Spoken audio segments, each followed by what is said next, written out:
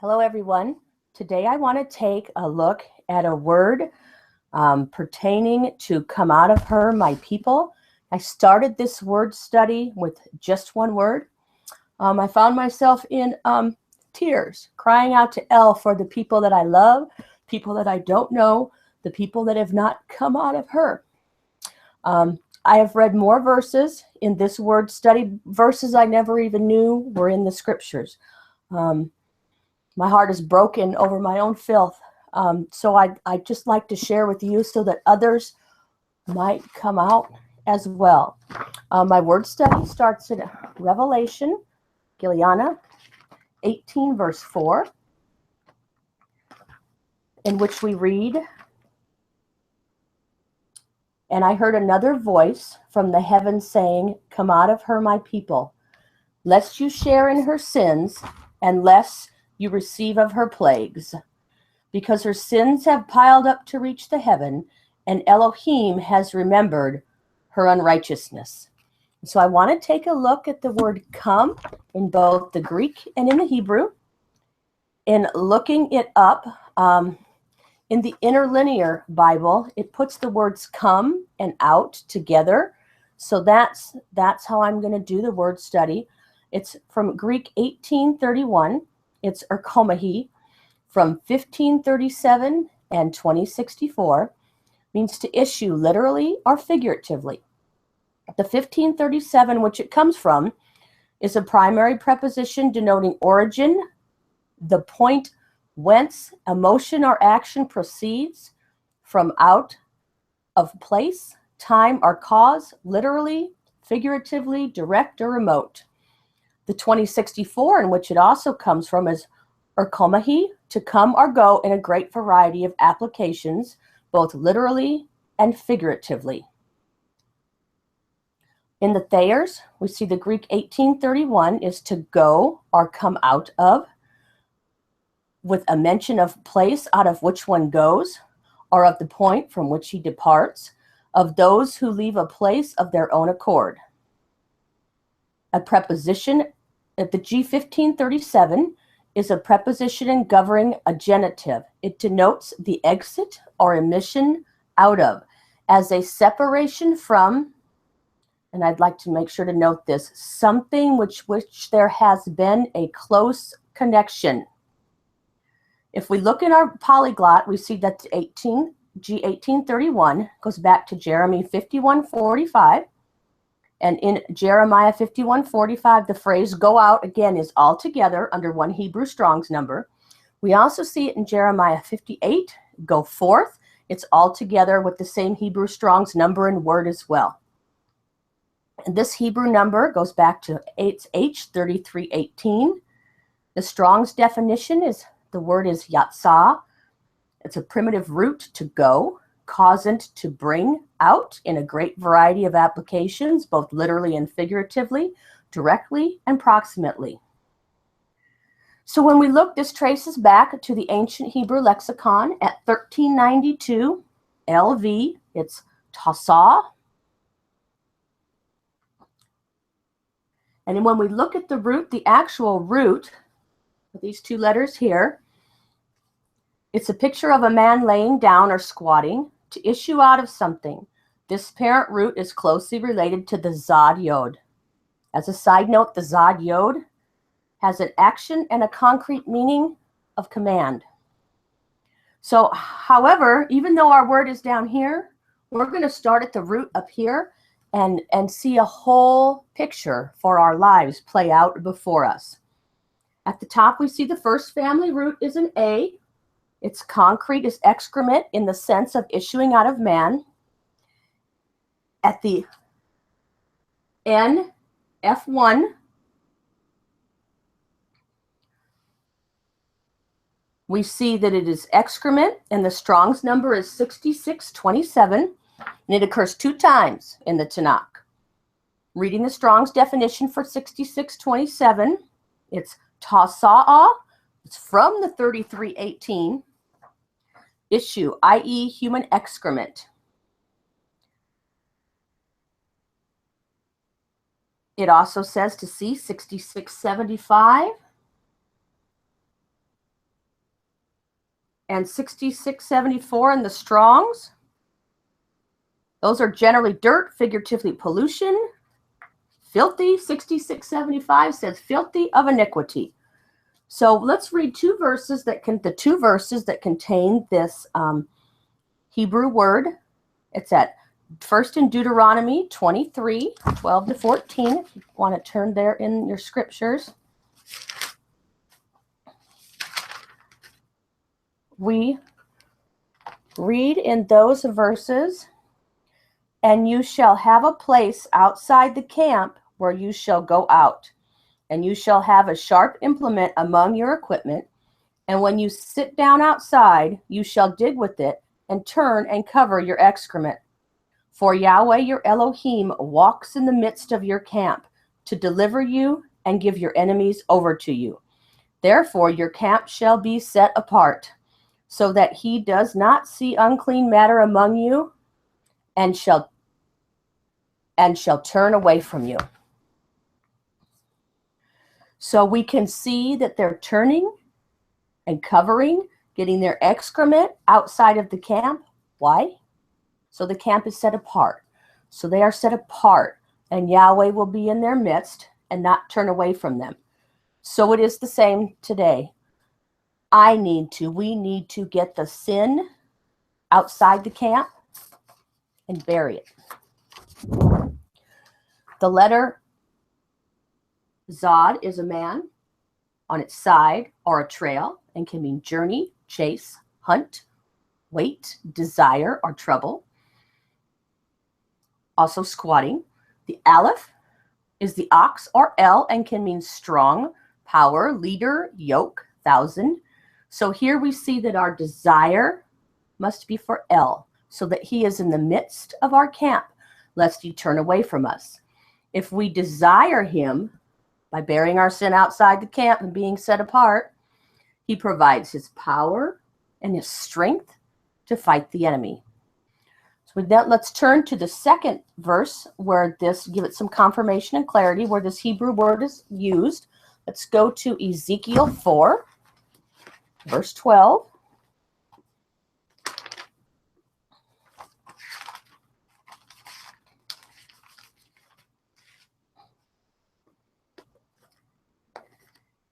And we read, this is Ezekiel, and he is bearing the crookedness of Yisrael for 390 days and for Judah for 40 days.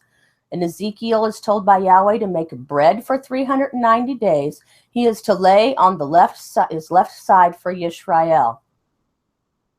So at verse 12, and eat it as barley cake, and bake it before their eyes on human dung. And Yahweh said, even so the children of Yisrael shall eat their defiled bread among the nations to whom I drive them. And then I said, Master Yahweh, see, I have never defiled myself from my youth till now. I have never eaten what died of itself or was torn by beast, nor has unclean meat ever come into my mouth. So we see the word we are looking for is in verse 12.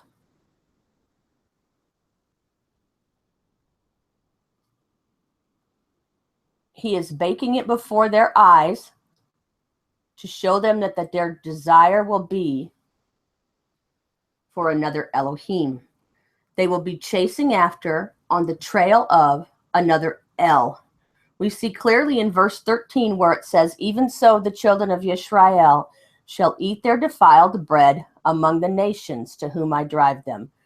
So this is an example of getting the sin out.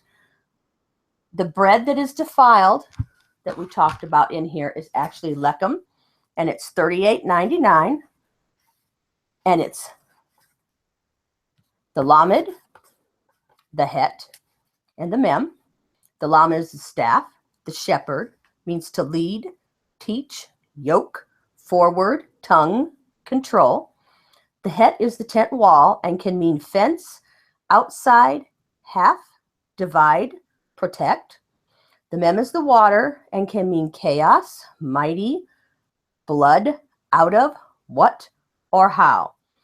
At the heart of these words is the tent wall that keeps us inside and separates us unto his teaching on the one side and from the chaos on the other side. Also, you can see that at the heart, again, we are protected on one side by his authority and his teaching, and on the other side by the blood. As a side note, defiled is defined in Strong's as tameh from H2930. It means foul in a religious sense. So they are eating a defiled teaching, following some other defiled shepherd, under some other defiled yoke, outside the tent wall, in the midst of chaos. So we see in this first word in the root line is a desire for L or a desire for a different L. Chasing after L, chasing after a different L. On the trail of L or a different L. Journeying with L or journeying with a different L. And in our desiring to be strengthened by L, we have his power and his strength in our lives. And to get this, we must bury the sin outside the camp. Down below in the comments, I have put a link to a teaching on burying sin outside the camp that I would encourage everybody to watch. So now going on to the next word in our root line, the Hebrew word is za'etzah. It's offspring. What issues out of a generation. It can be found at Strong's H6631, comes from our 3318, i.e. produce children. So we can see that all descriptions that we saw up here from these letters are going to be passed down to the offspring of the seed. In looking at this word, I had a really tough time because there's no seed in this word anywhere. I couldn't find it, so I kept digging, and here's what I found. In some of the verses, most of the verses containing this Hebrew word, sometimes referring to his people, sometimes referring to people who are not his people, sometimes referring to people who should have been his people that walked away from him. Some of these instances, Job 5:25, Job 21:8, Isaiah 42:5, and Isaiah 48:19. Some examples of that. And if we turn to Isaiah 61, verses 1 to 11, we'll go read that and see. We'll see a couple examples.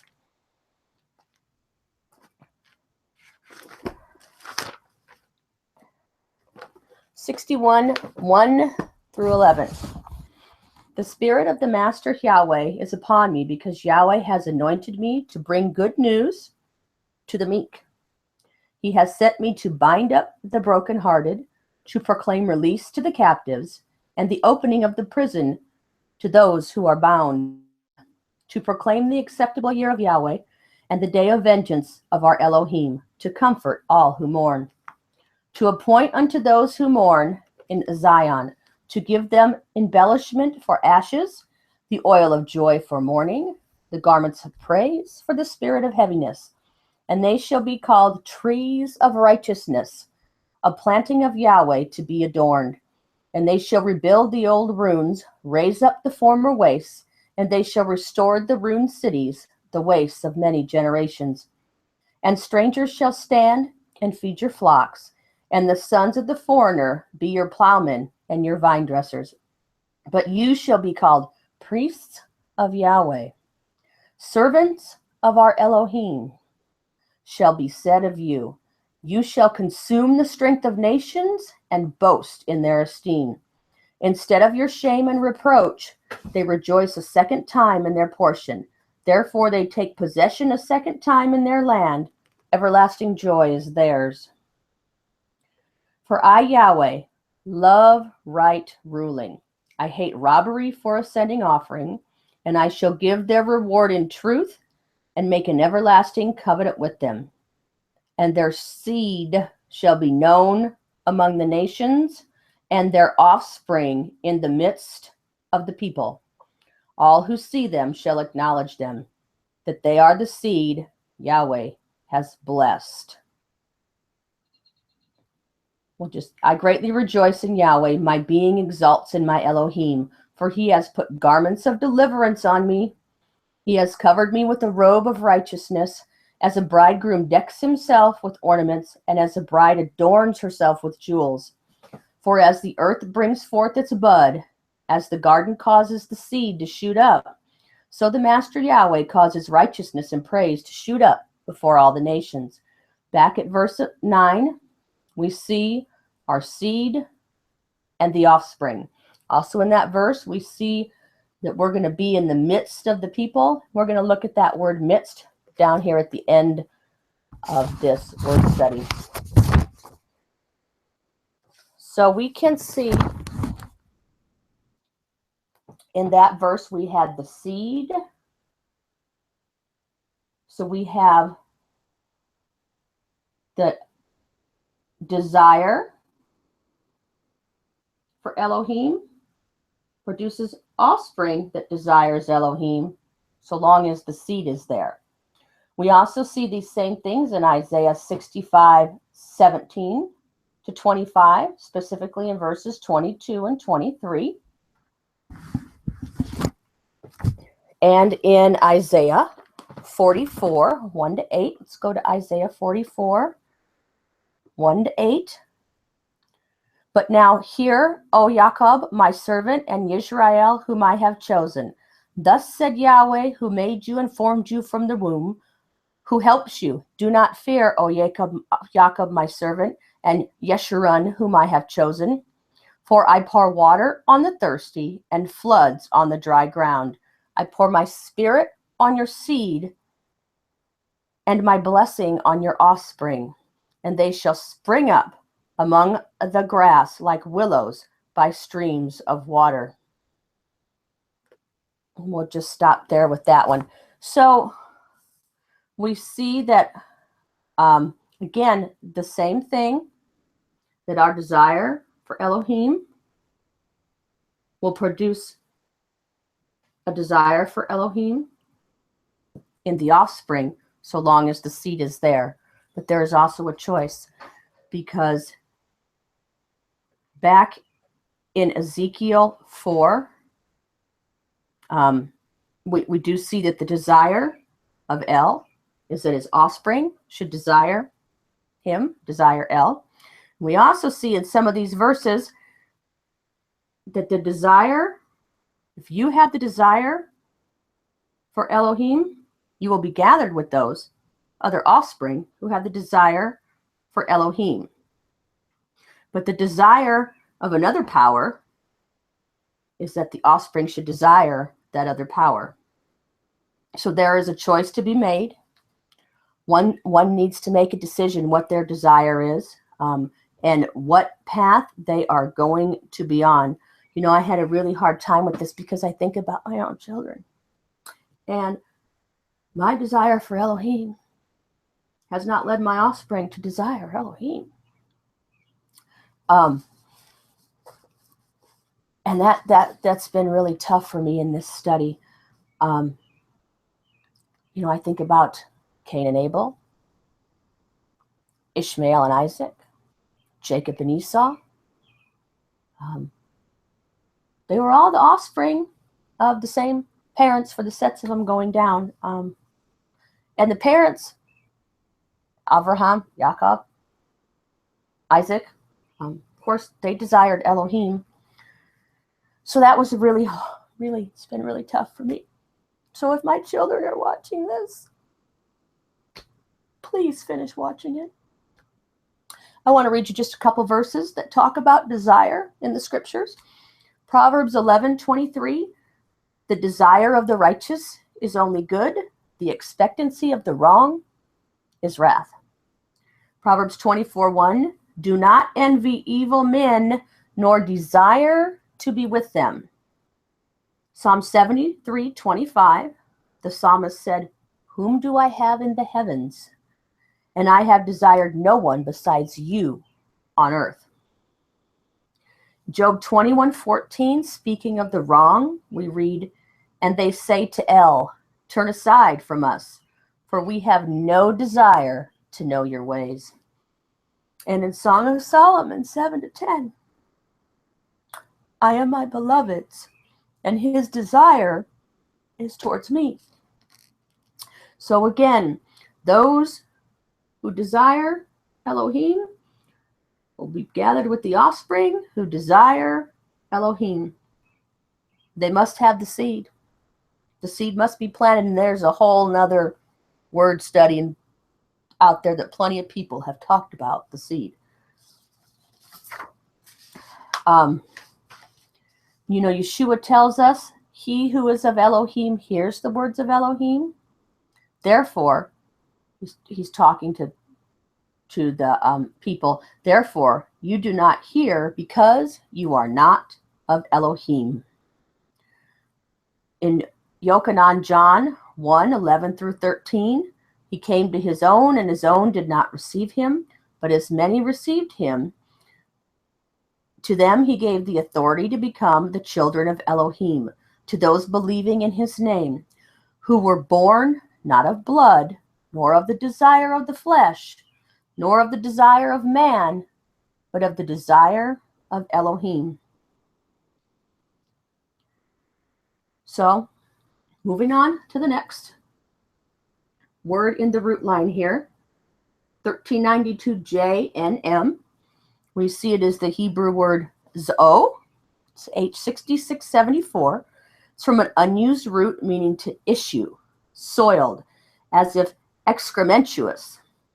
This is only found 2 times in the Tanakh. It's at Zechariah 3:3 and 4:3-4. It is actually the Greek. It's found in the Greek one time at G4508 and James 2:2. But in looking in the polyglot and in the Thayers, they both put Revelation 22:11 at the Greek number that lines up with this, G4508. It also puts it G4510, which only goes back to Revelation 22:11. So let's read Zechariah 3, verses 1-7.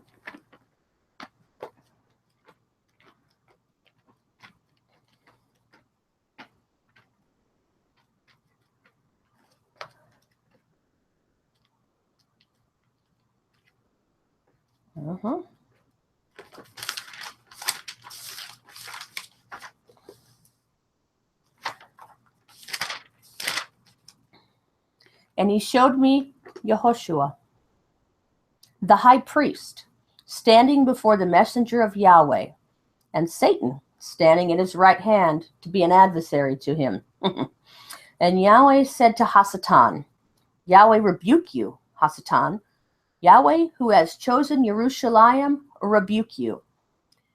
Is this not a brand plucked from the fire? And Yehoshua was dressed in filthy garments and was standing before the messenger. And he answered and spoke to those who stood before him, saying, remove the filthy garments from him. And to him he said, see, I have removed your guilt from you, and shall put costly robes on you. And I said, let them put a clean turban on his head. And they put a clean turban on his head. They put garments on him, and the messenger of Yahweh stood by. And the messenger of Yahweh witnessed to Yehoshua, saying, thus said Yahweh of hosts, if you walk in my ways, and if you guard my duty, then you shall also rule my house, and also guard my courts. And I shall give you access among these standing here. And Zechariah 3, Zechariah 4, just beautiful chapter. I'd encourage you to go back and read it again. So we see the letters are the Zod. We've discussed what that is. And then we see the Wah. And the Wah, getting on our charts, is the tent peg. It can mean add, secure, hook, join, and pierce. And then we have the Aleph. And before we do the letters, let's go to Revelation 22, 11 to 15.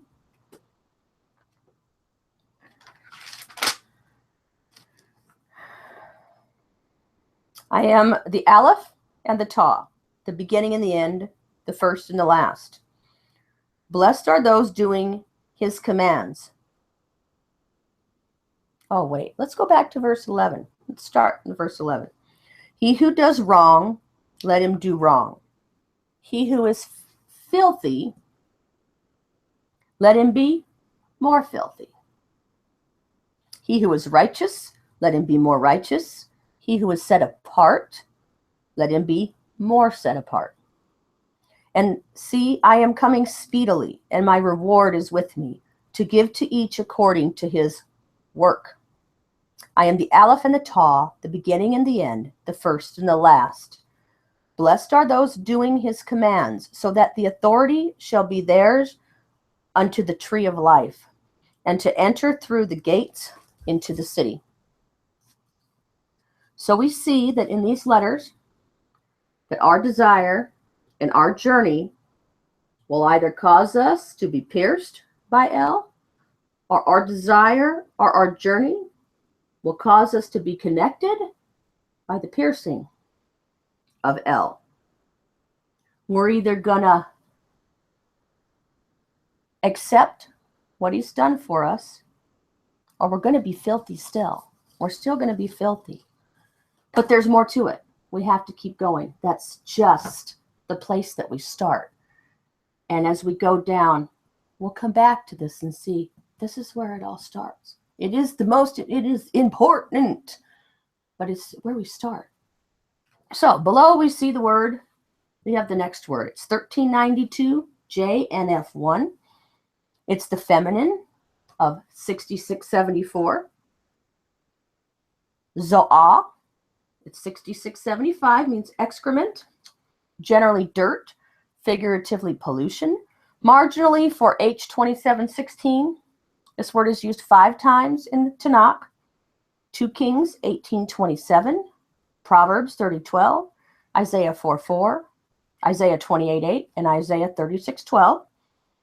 Let's take a look at Proverbs 30:12, one of the places where it comes from.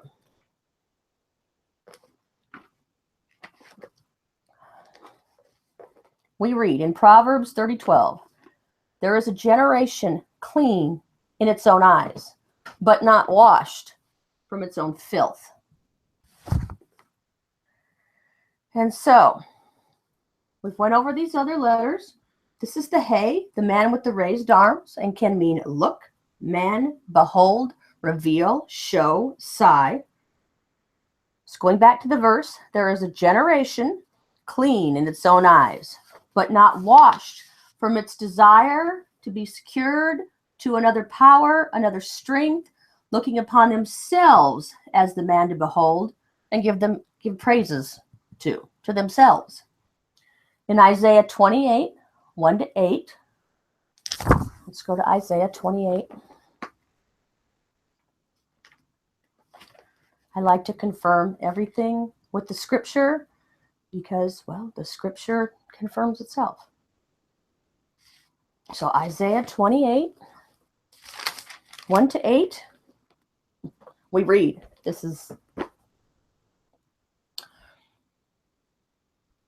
will tear your heart out. Woe to the proud crown of the drunkards of Ephraim, and to the fading flower of its splendid comeliness that is on the head of the fertile valley, to those who are overcome with wine. That's another study. Sister Donna. See, Yahweh has one who is strong and potent, like a downpour of hail and a destroying storm, like a flood of mighty waters overflowing, who casts down to the earth with the hand. The proud crown of the drunkards of Ephraim is trampled underfoot, and the fading flower of its splendid comeliness that is on the head of the fertile valley, like the first fruit before the summer, which, when one sees it, he eats it up while it is still in his hand.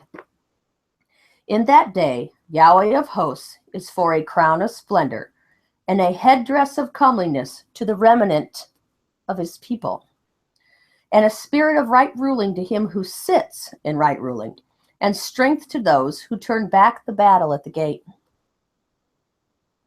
And these two have gone astray through wine, and through strong drink wandered about. Priest and prophet have gone astray through strong drink. They are swallowed up by wine. They wander about through strong drink. They go astray in vision. They stumble in right ruling. For all the tables shall be covered with vomit. No place without filth. And so we see that there is, in this verse 8 at the end there is no place without the desire, those on the hunt, to be secured to another power, another strength, another leader, having some other revelation. And we can clearly see there is some other revelation back in verse 7, because they go astray in their in vision, and that actually comes from the meaning of seer. It means seer. Isaiah 28 is beautiful. Make you cry. I encourage y'all to read it. Next word, here we are. We're to our word we started with. Come, go out, come out, out, out, out, come out. It is 1392 LV. Go out, to go, come, or issue out. Going to our ancient Hebrew lexicon. Go out, to go, come, or issue out. We also see the same word well at 2 Corinthians 6:17. But we're going to read 2 Corinthians 6:14 to 18. So let's turn there.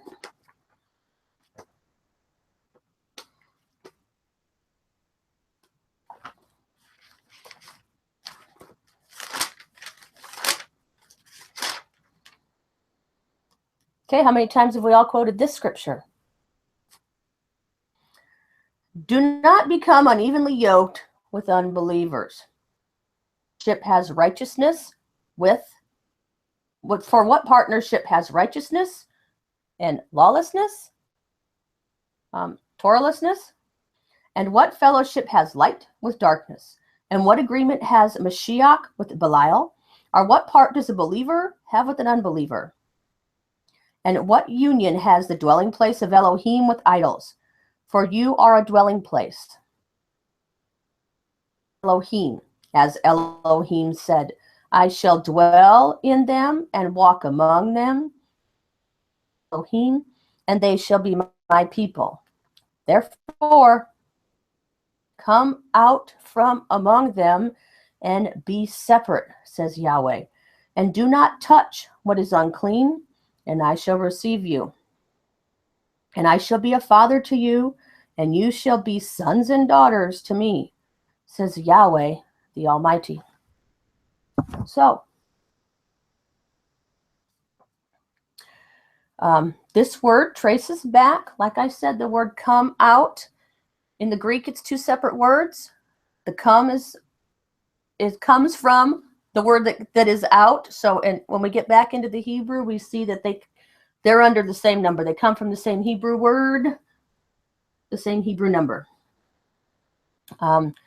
We can find this in Jeremiah 50, verse 8. Let's go to Jeremiah 58.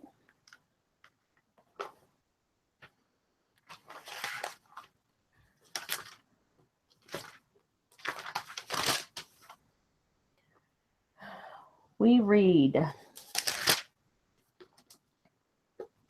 flee from the midst of Babel, come out of the land of the Kasdim, and be rams before a flock.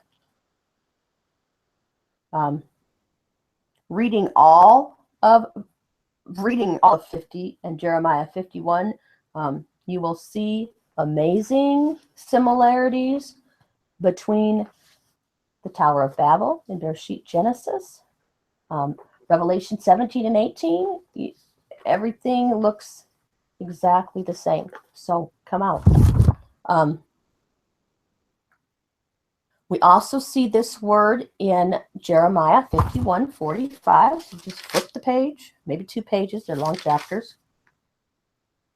And we see, let's read 45 to 40, down a little bit. Come out of her midst, my people. Everyone deliver his being from the burning displeasure of Yahweh. And lest your heart grow faint, and you fear the report heard in the land. For a report shall come 1 year, and after that, in another year, a report shall come, and violence in the land, ruler against ruler. Therefore, see, the days are coming that I shall bring punishment on the carved images of Babel, and all her land shall be put to shame, and all her slain shall fall in her midst. And the heavens and the earth and all that is in them shall shout for joy over Babel. For the ravagers shall come to her from the north, declares Yahweh. As Babel is to fall for the slain of Yisrael, so for Babel the slain of all the earth shall fall. So we see it there again in verse 45, come out. In lots of these verses, we're also seeing the word midst and sometimes the word flee. There are a couple of different Hebrew numbers for midst and flee. We're going to touch on a couple of them at the end here. So several other verses going to this Hebrew, match this Hebrew word in the polyglot, are Isaiah 48:20. Let's turn to Isaiah 48:20. I just want everyone to get a real clear picture on the word study. Let's read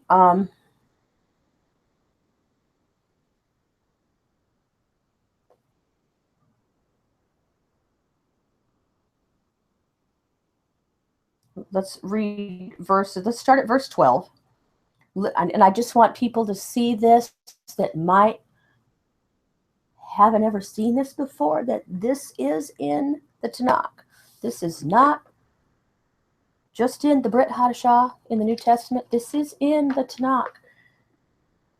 And I'm hoping it puts you in a different frame of reference. We'll start at 11. For my own sake, I do it. For how it is profaned. And my esteem I do not give to another. Listen to me, O Yaakov and Yisrael, my called. I am he. I am the first. I am the last. Also, my hand has laid the foundation of the earth, and my right hand has stretched out the heavens. I called to them, let them stand together. And all of you gather yourselves and hear. Who among them has declared these? Yahweh has loved him. Let him do his pleasure on Babel, and his arm be on the Kasdim. I have spoken. I have also called him. I have brought him, and he shall make his way prosperous. Come near to me, hear this. I have not spoken in secret from the beginning, from the time that it was. I was there. And now the Master Yahweh has sent me in his spirit. Thus says Yahweh, your Redeemer, the set-apart one. Thus says Yahweh, your Redeemer, the set-apart one of Yisrael. I am Yahweh, your Elohim, teaching you what is best, leading you by the way you should go. You had listened to my commands. Then your peace would have been like a river, and your righteousness like the waves of the sea. And your seed would have been like the sand, and the offspring of your inward parts like the grains of the sand. There they are again.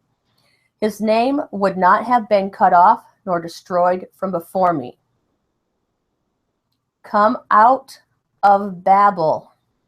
Flee from the Kasdim. Declare this with the voice of singing. Proclaim it. Send it out to the end of the earth. Has redeemed his servant Yaakov. So again, we see the seed and the offspring in verse 19. And in verse 20, come out.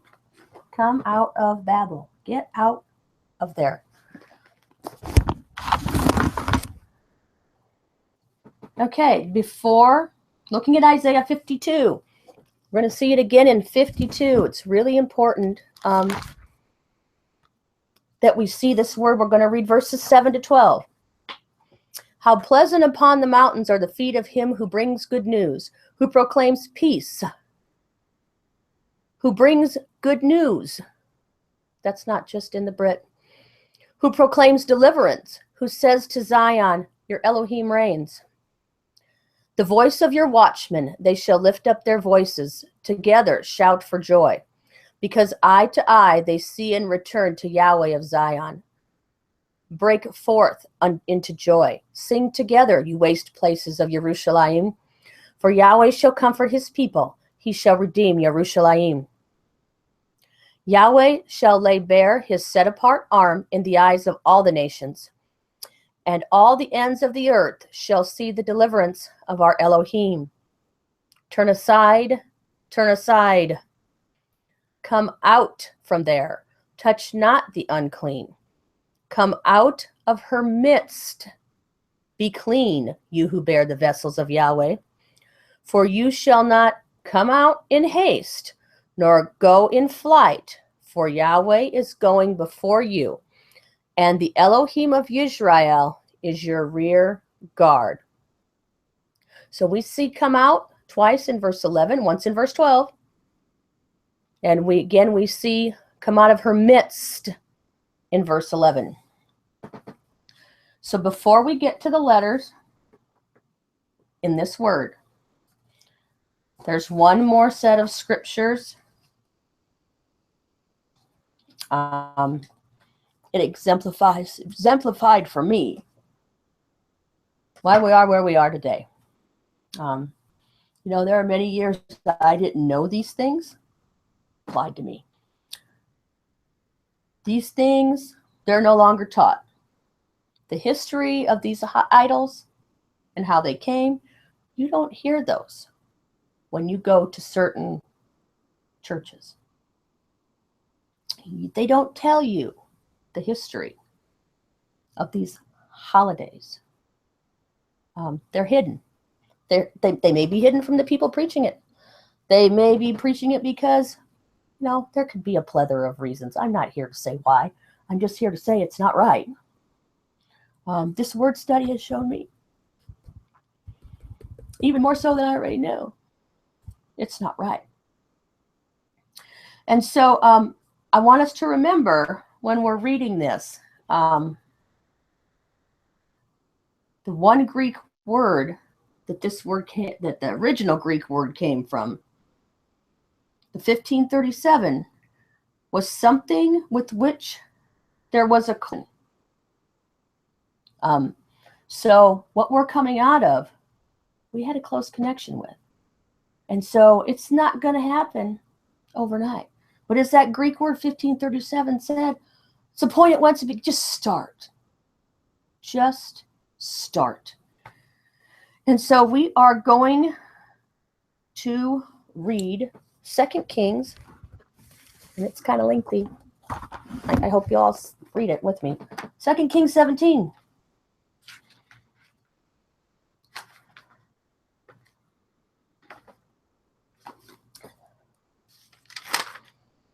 That's really lengthy. Maybe we'll just, I don't like to do bits and pieces, but okay. We're going to start in verse 6. In the 9th year of Hosea, the sovereign of Ashur, which is Assyria, captured Shomeron, Samaria, exiled Yisrael to Ashur, and settled them in Halah and Habor, and the cities of the Medes.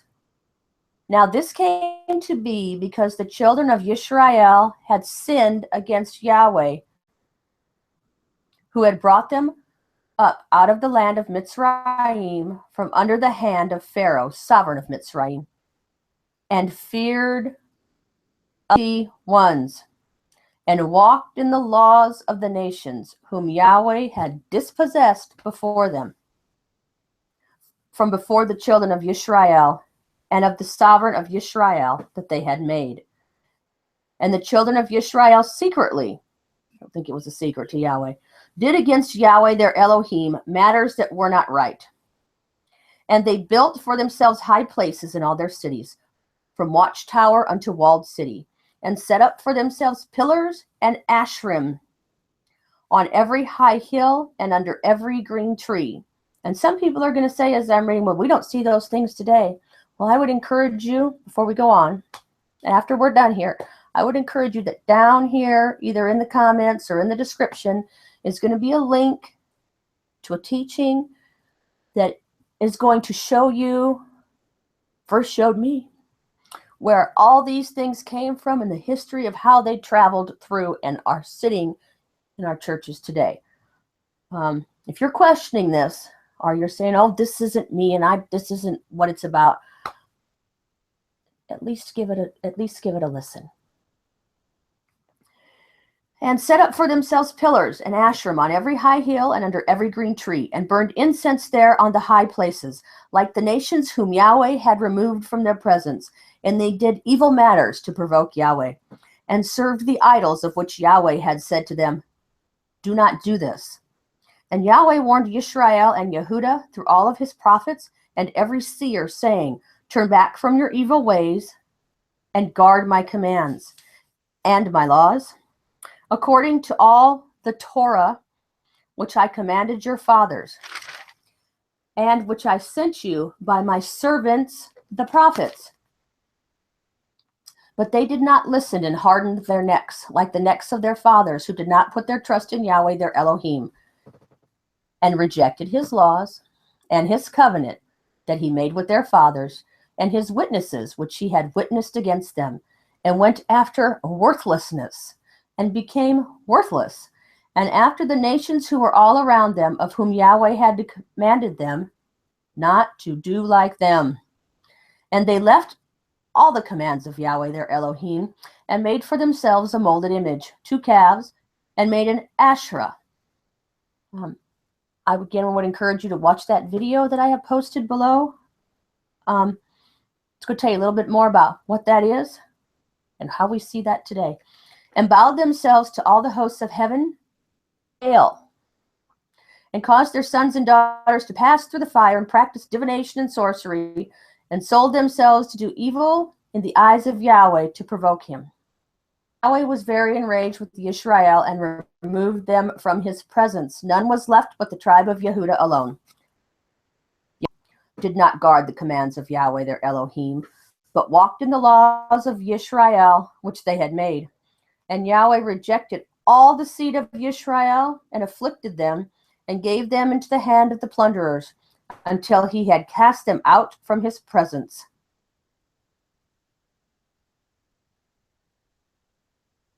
For he tore Israel from the house of David, and they made Jeroboam sons of Nebat sovereign, and Jeroboam drove Israel from following Yahweh, and made them commit great sin. And the children of Israel walked in all the sins of Jeroboam which he did. They did not turn away from them, until Yahweh removed Israel from his presence, as he spoke by all his servants the prophets. So Israel was exiled from their land to Ashur, as it is to this day. And the sovereign of Ashur brought people from Babel, from Kuath, and from Ahwa, and from Hamath, and Sepharwaim, and placed them in the cities of Shomeron, that was Samaria, instead of the children of Israel. And they took possession of Shomeron and dwelt in the cities. And it came to be at the beginning of their dwelling there that they did not fear Yahweh. And Yahweh sent lions among them, which were killing them. And they spoke to the sovereign of Ashur, saying, the nations whom you have removed and placed in the cities of Shomeron, they don't know the right ruling of the Elohim of the land. And he has sent lions among them. And see, they are slaying among them, because they do not know the right ruling of the Elohim of the land.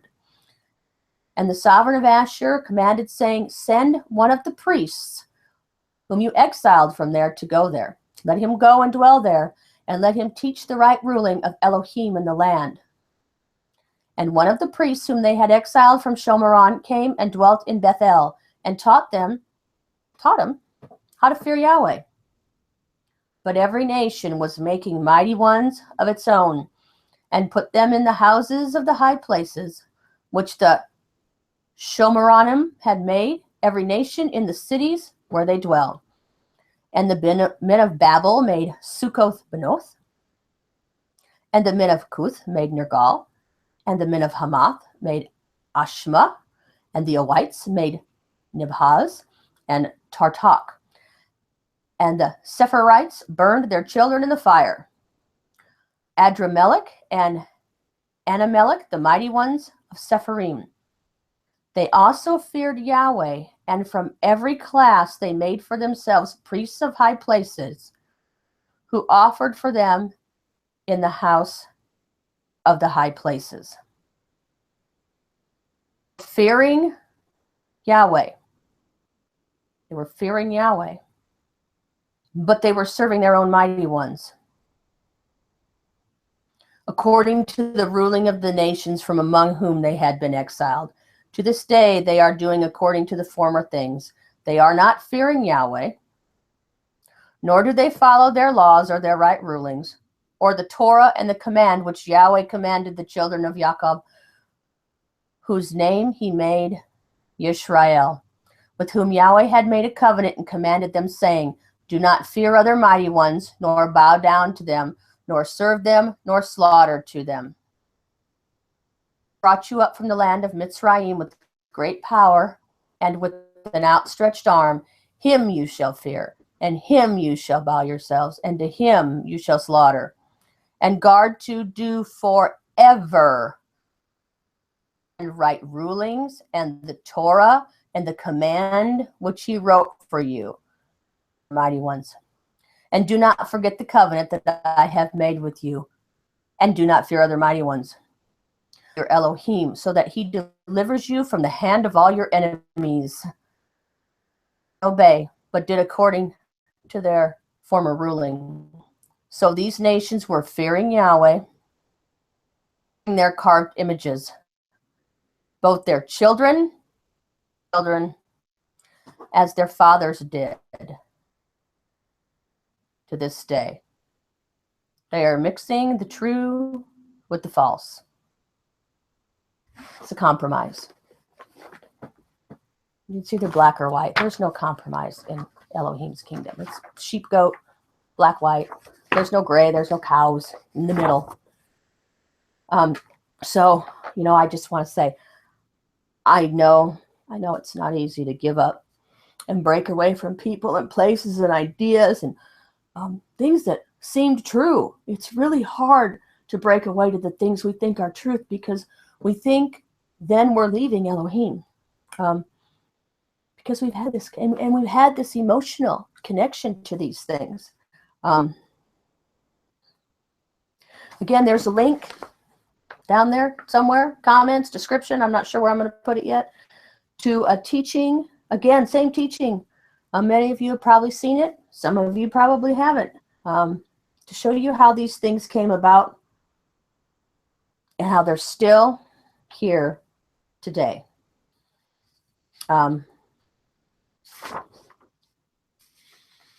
So when we were reading that, I did want to mention that, that was Samaria. And I was reminded when I was reading it of the woman at the well, where Yeshua says to her, you Samaritans don't really know whom you worship, because there was a mixing going on. So it says here in my notes, I'm supposed to read Yochanan, John 3, 19 to 21.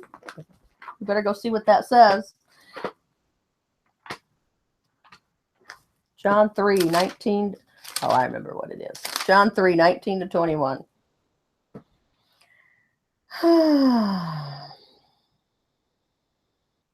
No.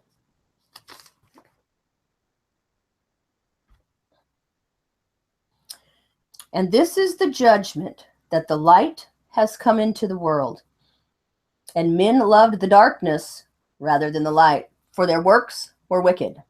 Everyone who is practicing evil hates the light and does not come to the light, lest his works should be exposed. But the one doing the truth comes to the light, so that he's seen that they have been wrought in Elohim.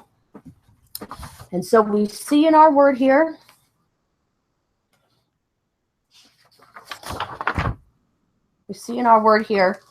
what we're going to go out of, what we're going to come out of. First letter we see is the Yod, and we haven't talked about the Yod yet.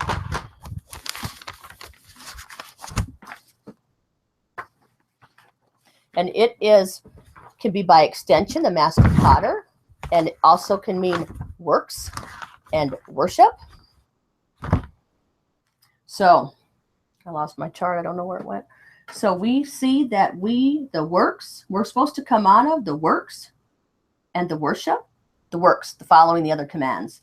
The worship and the works that show a desire for another another strength, another power.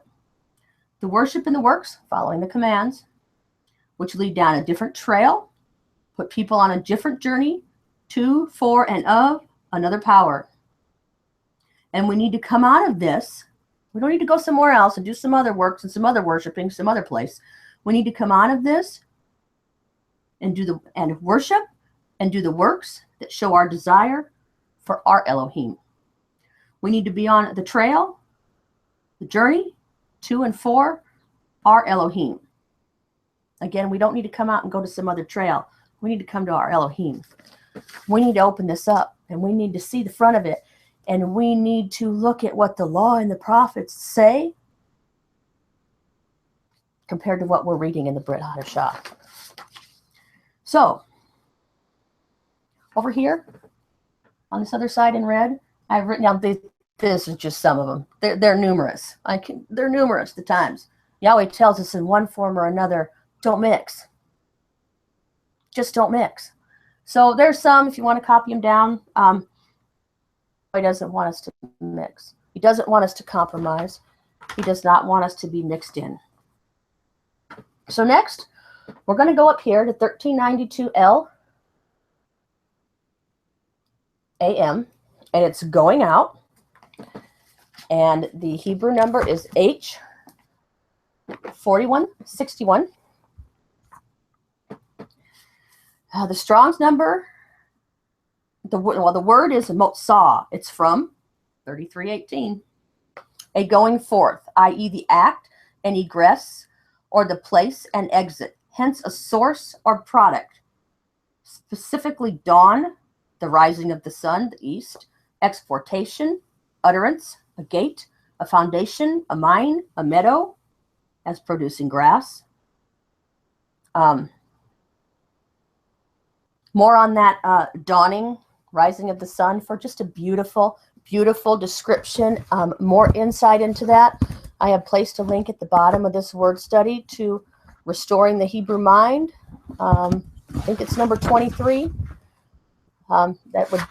If you want to know more about the light and the dawning and the light that should be dawning.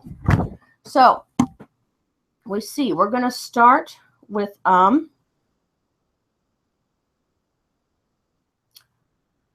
Deuteronomy 8.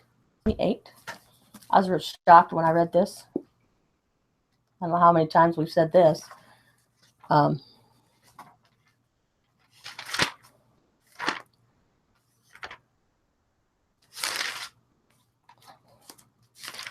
Deuteronomy 8, verses 1 to 3. Guard to do every command which I have commanded you today, that you might live, and shall increase, and go in, and shall possess the land for which Yahweh swore to your fathers.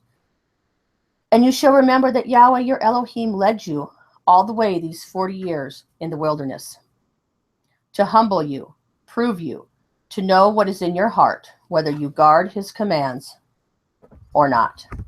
And he humbled you, and let you suffer hunger, and fed you with manna, which you did not know, nor did your fathers know, to make you know that man does not live by bread alone, but by every going out from the mouth of Yahweh. We're going to come back to that. Verse 11. Be on guard lest you forget your Elohim by not guarding his commands and his right rulings and his laws, which I have commanded you today.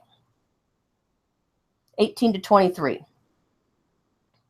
But you shall remember Yahweh your Elohim, for it is he who gives you power to get wealth in order to establish his covenant, which he swore to your fathers, as it is today.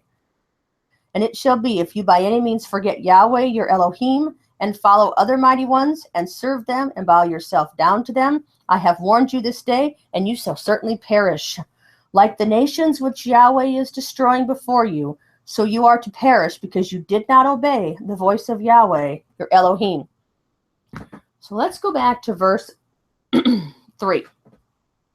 And I was real surprised when I saw this, that scriptures, and in the King James and in the interlinear, the word, it's not in that verse. It's there in the Septuagint. I use the interlinear for doing my word studies, but it's not in those other versions. The word, even in the Strongs, if you look it up, there's an asterisk there. There's no number for it. So just wanted to point that out. I don't know what to say about it other than that. So I did want to note that when we read going out from the mouth of Yah, this word every, I'm going to show it to you, every, is 3605. Traces back to the ancient Hebrew lexicon 1242 JN. It's in the same line with the eat and the bride. Down on my channel down here, you'll see a word study on the word eat. Same line, same deal. In here,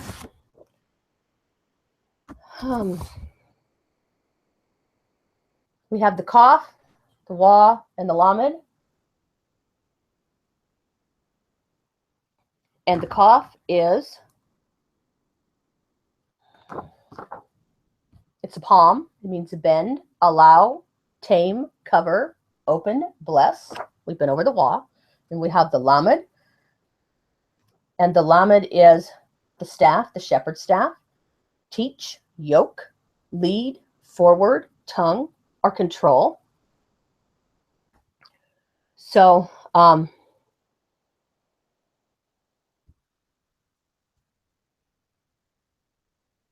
see that, we talked about this word bread over here. And we saw them living by a defiled bread. And we know Yeshua. If it has to do with the Hebrew number, it's the only Hebrew number for bread. It's the same bread that traces back from the Greek. And I got to thinking about this. Man does not live by bread alone. Well, what do you mean I don't live by the Mashiach alone? What do you mean I don't live by my Savior alone? And so I got to looking at this. Okay, I'm going to put this up. Then I'm going to have to put one down because I can't do them all. We have our bread here. So we have, man does not live by the shepherd's separation of the blood alone. It's more than just this. Okay, it's that first step, first thing. Go there. If you haven't been there yet, go there. It's your Mashiach. Turn your life over. Get rid of the filth. First, get rid of it. But that's the first step. That's the place we start. Man does not live by bread alone, but by being bent and tamed and secured to the yoke of the shepherd, being led in his teaching, washed in the water of the word, being secured on his journey higher to and living for Elohim. El.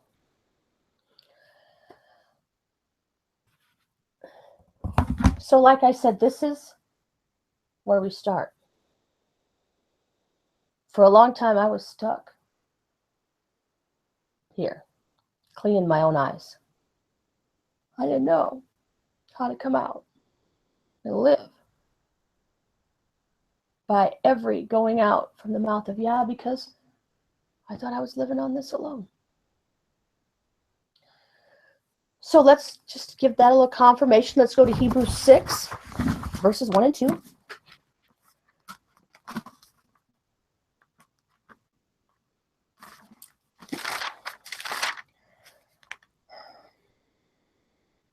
It starts out with the therefore. So I would like to say go back to chapter 5 and find out what it's there for. Therefore, having left the word of the beginning of the Mashiach, let us go on to perfection, not laying again the foundation of repentance from dead works and of belief towards Elohim, of the teaching of immersions and of laying on of hands and of resurrection of the dead and of everlasting judgment. If someone's telling you behind the pulpit or somewhere that this is enough, now you're clean in your own eyes, clean in the eyes of whatever they say is clean, they're lying to you. You need to come out from those things you've been closely connected with all your life. I don't care how it hurts. It hurts. It hurts. And you need to know that you don't live on bread alone, but by every word, by every going out. See, I'm still saying it. By every going out from the mouth of Yahweh. Period. If they're telling you something else, and they're not teaching you it from the Tanakh, from the Torah, the prophets, and the writings, it's not true. At least take the time to look at it for yourself. How many things do we study in our own lives and make sure they're right for us and for our health and for our children and for our finances, but we don't take the time to study, not just to show ourselves approved, but to study, to show ourselves approved, to see what is the right thing. We just take it for granted that somebody else is telling us the right thing. Always look at both sides of the story. Okay, so now we're going to go to Isaiah 58, 7 to 11. We're still going to see one more thing about this word here. So let's turn to Isaiah 58.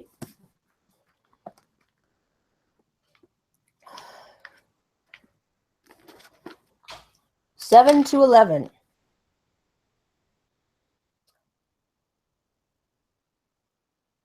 that what I said? Well, we'll hope so.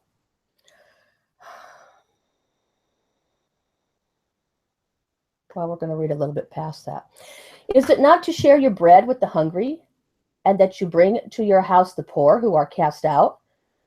When you see the naked and cover him, and not hide yourself from your own flesh? I remember Yeshua saying, did you see me naked? Did you see me in prison? It's right here in the prophets. Then your light would break forth like the morning. There's that light again. Your healing spring forth speedily, and your righteousness shall go before you. The esteem of Yahweh would be your rear guard. Then when you call, Yahweh would answer. When you cry, he would say, here I am. And if you take away the yoke from your midst, the pointing of the finger and the speaking of unrighteousness, if you extend your being to the hungry and satisfy the afflicted being, then your light shall dawn in the darkness, and your darkness be as noon. Then Yahweh would guide you continually and satisfy your being in drought and strengthen your bones. And you shall be like a watered garden, like a spring. The word is spring of water, whose waters do not fail. And those from among you shall build the old waste places. You shall raise up the foundations of many generations. And you would be called the repairer of the breach, the restorer of the streets to dwell in. If you do not turn back your foot from the Sabbath, from doing your pleasure on my set-apart day, and shall call the Sabbath a delight, the set-apart day of Yahweh, esteemed, and shall not doing your own ways, nor finding your own pleasure, nor speaking your own words, then you shall delight yourself in Yahweh, and I shall cause you to ride on the heights of the earth, and feed you with the inheritance of Jacob, your father. for the mouth of Yahweh has spoken. So we see up here, this word is also spring. And going back to it in verse 11, and you shall be like a watered garden and like one out of mighty chaos who has secured himself on his journey to and in his desire for. If you're coming out and you're following, not living on bread alone, but every going out from the mouth of Yah, you're going to be like a, last word in this line, 1392L, I, F, H, 8444. We're going to look at one instance of it. We're going to go to Proverbs 20.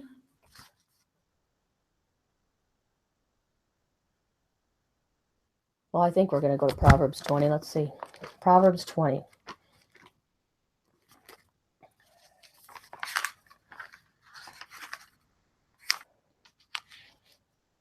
No, Proverbs 4. Can't even read. Proverbs 4, 20 to 23.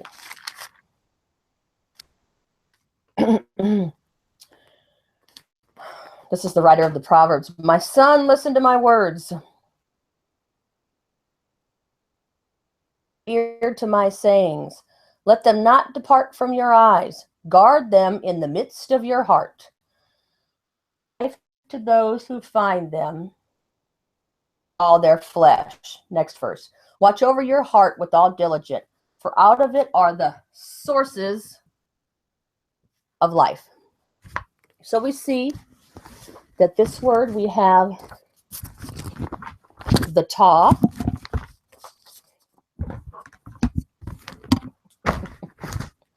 We have the ta, which is the sign, the mark, the seal, the covenant. It's actually the two cross sticks. We've already talked about these letters. And then we have the hey.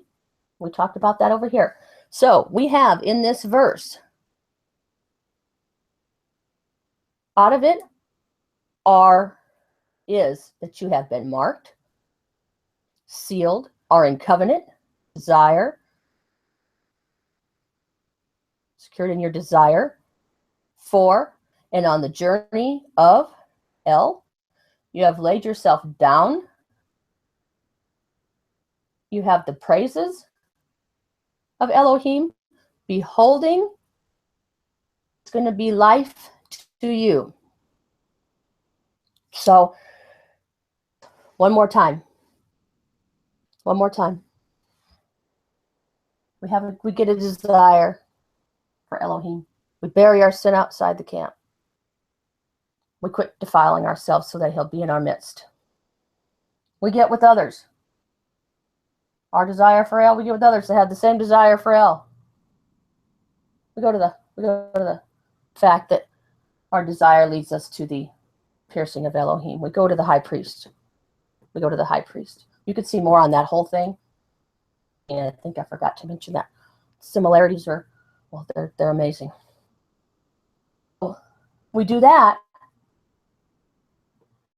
We're good in our own eyes. But we really need to come out from the old ways and working and connected to. And we need to do that not by this alone, but by every going out from the mouth of Yahweh. So we are like a spring of water. It's the source of our life. That's that. So I want to talk about two more words real quick here. Sometimes we saw in there we were going to flee. We were going to flee from Babel. We were going to flee from the Kasdim. We were going to flee. Not every time is it this Hebrew number with this Hebrew word, but in several instances in there it is. And it's the H5127, and it traces back to the ancient Hebrew lexicon 1314 LV. It's to flee, to run to, and I'm going to read it to you, the ancient. This is just beautiful. To flee, to run to the standard for safety. Also a fleeing to any safe place, such as a city or mountain. At the J, backing up. Oh, J. Maybe that's supposed to be a J. We'll have to look it up. Let's look it up. AHL 1314. Let's find out right now if it's a J or a V.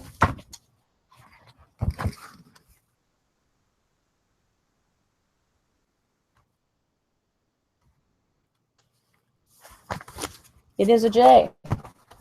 JV. So with the J then, we have the action is to flee. The abstract is refuge. The family standard is a place of refuge that one flees to. And at the 1314, the action is to lift. The concrete is standard and the abstract is refuge. The pictograph noon is a picture of a seed representing continuance. Psalmic is a picture of a thorn representing the idea of grabbing hold. Combined, these mean continue to grab hold. The tribal flag that is hung from a horizontal pole and lifted up high as seen from a distance. So this psalmic also has the meaning of to twist, to turn, to hate, to aid. The noon is the seed, the life, the continuance, the air. It's a fish. It's a seed, it's a fish. And so we see when it's telling us to flee,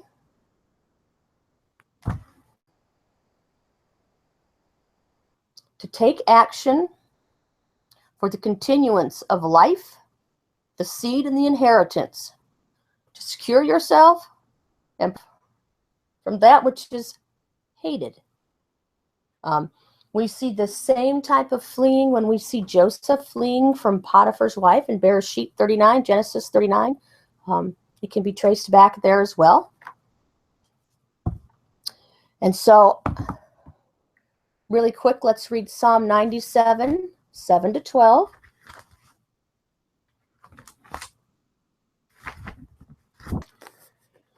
Just kind of put a little context on it.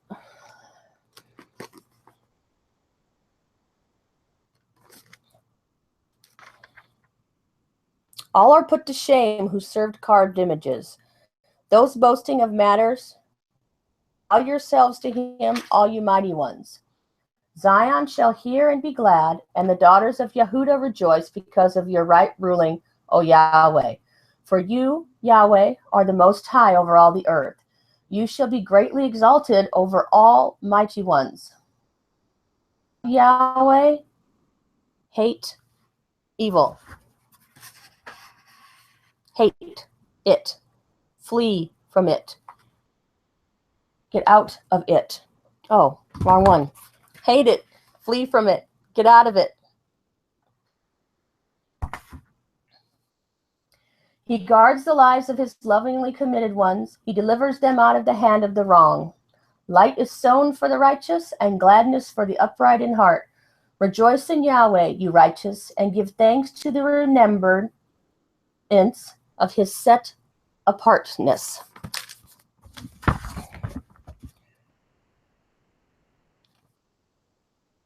So we have read in several other places that we're going to get out, we're going to come out, we're going to flee from her midst. You can see this at Jeremiah 50, verse 8, 51, verse 6, and 51, verse 45. So this instance is not in every instance of midst we read, because sometimes when it's translated midst, it is a different Hebrew word attached to a different Hebrew number. But in several of those instances and others, it's the H8432 from an unused root meaning to sever, a bisection, i.e. by implication, the center. Going back to the ancient Hebrew lexicon, we see it's 1494 JN. It comes from a root meaning mark of the palm and has to do with bending. So we see this taw again, like we saw over there, which is the cross sticks and can mean mark, sign, seal, own, or covenant. And we have the wah and the cough. So we're going to flee. We're going to flee. No.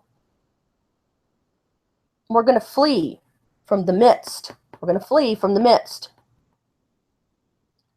From the mark, the seal, the false covenants of the one you have joined and connected yourself to through allowing your will to be bent to them.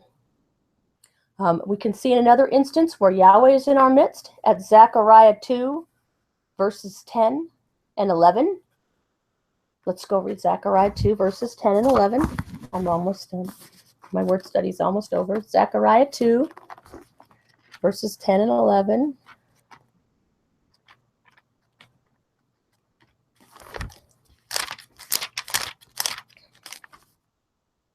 Sing and rejoice, O daughter of Zion, for look, I am coming and shall dwell in your midst, declares Yahweh.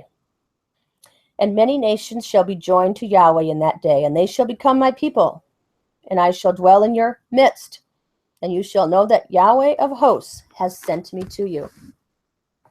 So we see in our midst, Yahweh will dwell with the two sticks. Those with his sign, his mark, his seal, and in his covenant, with whom in which they have joined and bound themselves to with an oath through the bending of their will. Because Yahweh is the sign. He gives the mark. He seals us. He's the covenant maker. All this is about being set apart. It's about being set apart. Leviticus 11, 44 to 45. For I am Yahweh your Elohim, and you shall set yourselves apart, and you shall be set apart, for I am set apart. And do not defile yourself with any creeping creature that creeps on the earth. For I am Yahweh, who brings you up from the land of Mitzrayim to be your Elohim. You shall be set apart, for I am set apart. And Yahweh, Leviticus 19, 1 to 4. And Yahweh spoke to Moshe, saying, Speak to all the congregation of the children of Yisrael, and say to them, Be set apart, for I, Yahweh, your Elohim, am set apart. Each one of you should fear his mother and his father. Guard my Sabbaths. I am Yahweh, your Elohim. Do not turn to idols, and do not make for yourselves molded mighty ones. I am Yahweh, your Elohim. Leviticus 20, 7 to 8. And you shall set yourselves apart, and shall be set apart, for I am Yahweh your Elohim. And you shall guard my laws, and do them. I am Yahweh, who sets you apart.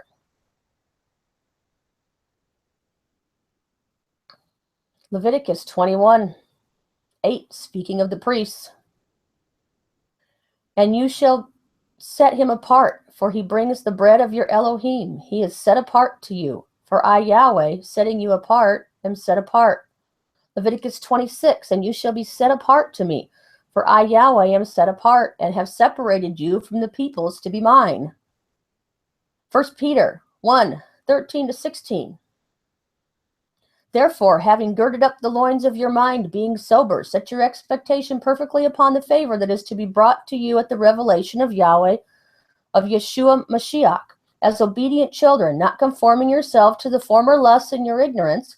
Instead, as the one who called you is set apart, so you also should become set apart in all behavior, because it has been written, Be set apart, for I am set apart. Ezekiel 44, 23, 24. Speaking of the priests. And they are to teach my people the difference between the set apart and the profane, and make them know what is unclean and clean.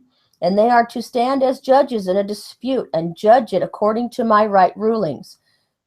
And they are to guard my Torot, and my laws, and my appointed festivals, and set apart my Sabbaths. Deuteronomy 7:6, for you are a set-apart people to Yahweh, your Elohim. Yahweh, your Elohim, has chosen you to be a people for himself, a treasured possession above all peoples on the face of the earth. 6:19. This is Paul speaking. Obviously, it's Paul speaking. I speak as a man because of the weakness of your flesh. For even as you did present your members as servants of uncleanness and of Torahlessness, lawlessness, resulting in lawlessness, so now present your members as servants of righteousness, resulting in set-apartness. And at Hebrews 12:14, pursue peace with all, and pursue apartness, without which no one shall see the master.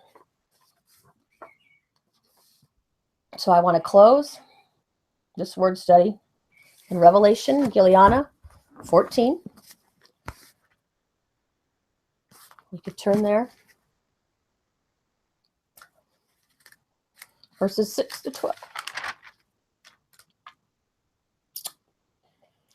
And I saw another messenger flying in mid-heaven, holding the everlasting good news to announce to those dwelling on the earth, even to every nation and tribe and tongue and people, saying with a loud voice, Fear Elohim, and give esteem to him, because the hour of his judgment has come, and worship him who made the heaven and the earth, the sea and the fountains of water.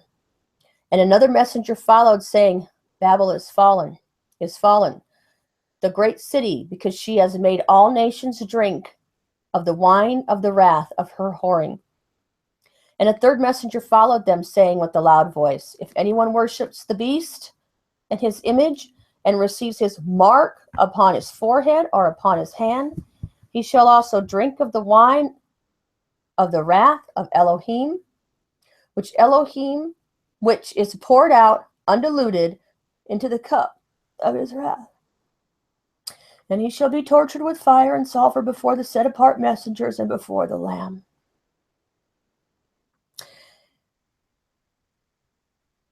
His cup is not mixed. It is undiluted. It is wrath.